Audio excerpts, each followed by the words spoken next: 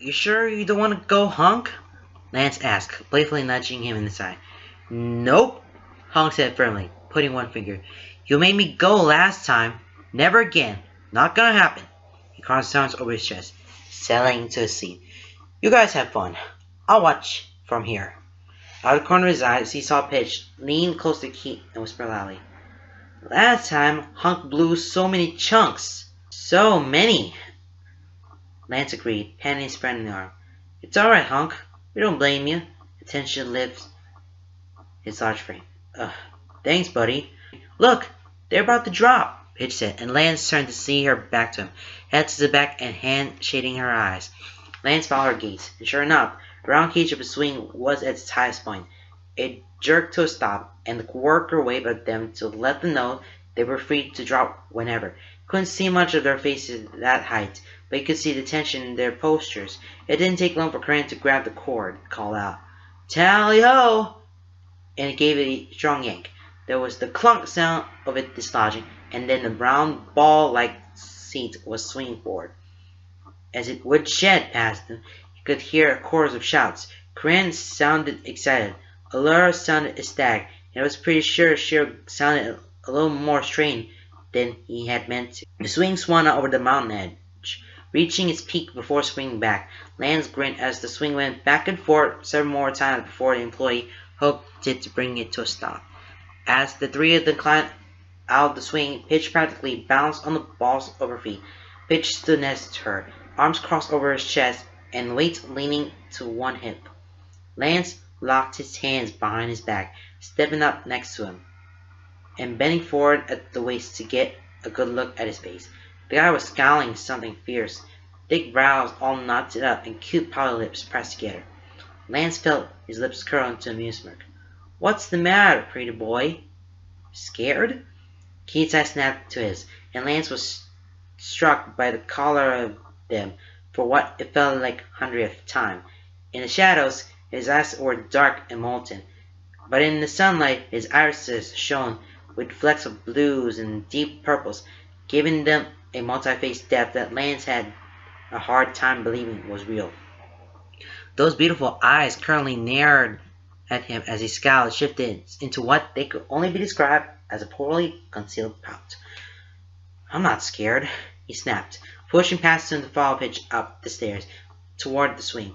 Lance only chuckled, following after them and shooting Hunk a wave as he went. Hunk waved back weakly. Pitch sat on the one side, and Keith claimed the middle, leaving Lance to sit on his other side. The employee made a conversation as he strapped them in, and Lance was quick to point out that it was Keith's first time. The boy glared at him for that. Alright, so who wants to be the one to pull the cord? She asked, holding up the thin, bright yellow rope. Me, Pitch said, already making grabbing hands at it. And then the ascent began. The swing was pulled back, slowly and with the sound of grinding gears. Lance was practically vibrating with excitement. He loved things like this. He loved the adrenaline. He loved the thrill. He loved the heights.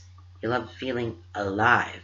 As they went up, their weight shifted and pushing forward against the harnesses, giving the feeling that they might fall at any moment.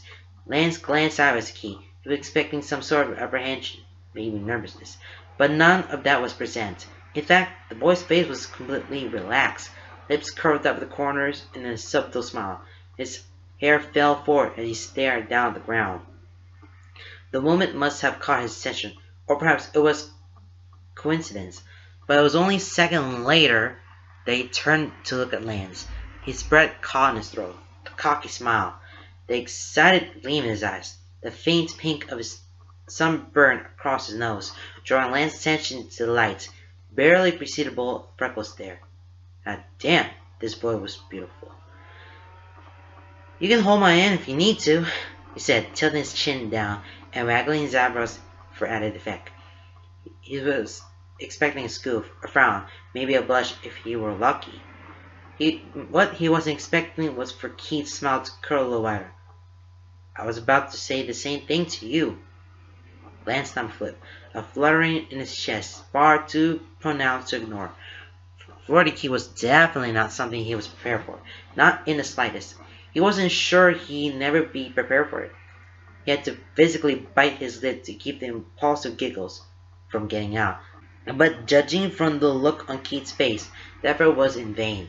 Then the whole thing jerked to a stop, an odd quiet settling around them as the gears stopped turning. The employee at the bottom signaled. Their friends waved. Lance waved back, grinning. He waited for the drop, and it didn't come. His smile dropped, forming a confused frown as he turned. Keith was turned too, both of them looking at Pitch. She stared at them both, a wide grin on her face and amusement flickering in her serious amber eyes. The cord was in her hands, but she wasn't pulling it. Pidge, what are you... Building suspense. Pidge, Keith didn't sound very amused. When am I going to pull it? Who knows? Who knows? She hummed, idly kicking her feet in the open air. Pidge, I swear to God, if you don't... Her hand shot forward in a sharp tug. The swing was released with a dull clunk. They were still looking for a long second, and then the free fall. Lance's words were cut off as a scream erupted from his throat. A free fall caught as they reached the bottom, swinging them up and out over the mountain. His scream quickly morphed into whoops of excitement, dissolving into laughter. Fish was screeching gleefully. Keith was oddly quiet. That is, until they reached the peak of their outward swing. Then Lance watched as his calm face broke and he muttered breathless, Frick, before devolving to laughter.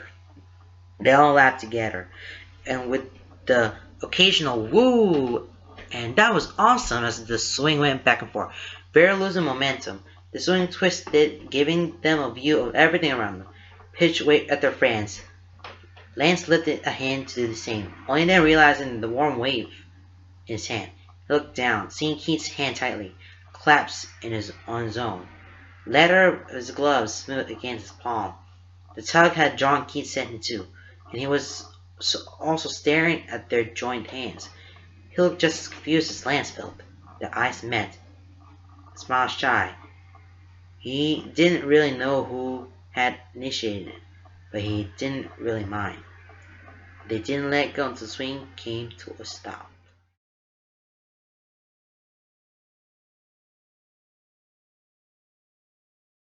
When Keith was 19, he got into an accident on his bike. He was alone that night, having slipped on the black ice and skidded off the road. No serious injuries, but severe road rash, several deep gashes, and bruised pride. Shore was out of town and he didn't want to call an ambulance. He didn't have money for the hospital. Still, he was cold, with no transportation, bleeding, and in pain. So he called Pitch. She didn't have her license yet, but she got Matt to drive her to pick him up. They took him home, helped him mend his wounds, wrapped him up in a nest on their couch, and made him tea. They stayed up all night watching movies with him, and they let him stay for the weekend so he wouldn't have to go home to an empty apartment. They helped him fix up his bike, and they came to a silent agreement not to tell Shiro. The Holts ended up letting him stay all week until Shiro came home, and none of them gave any indication that he was burdened. They treated him like one of the family. It was then that he learned that while life sometimes took away, it could also